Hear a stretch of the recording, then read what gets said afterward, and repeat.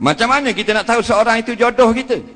Soalan ni dia tak faham tentang jodoh sebenarnya. Jodoh ni bukan maknanya orang yang kekal dengan kita. Patut soalan ni macam mana kita boleh tahu seseorang itu jodohnya lama dengan kita, baru tepat. Bab jodoh ni pasangan saja.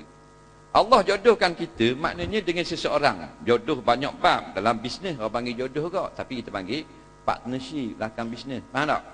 Dalam perkahwinan dia panggil isteri atau suami. Allah jodohkan kita kadang-kadang sebulan sahaja.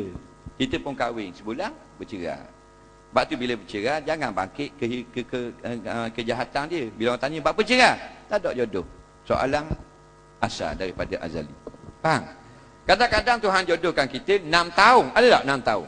Ada tak? Kadang-kadang dia kahwin dengan 3 suami. Rupanya dia ada 4 jodoh dalam kehidupan. Suami keempat kekal ke anak cucu. Nah, padahal 3 suami itu bukan jodoh.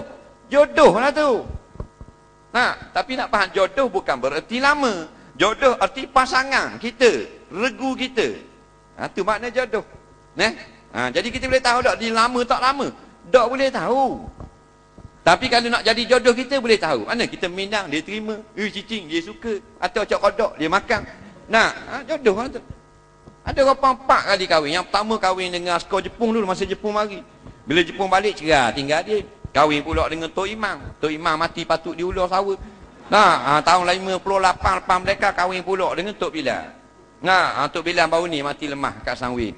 Nah, tahun 2012 rupanya ada lagi jodoh dia kahwin pula dengan JKK. Dan umpama, maknanya 4 kali jodoh bagi seorang perempuan. Itu baru nak faham cerita tentang jodoh.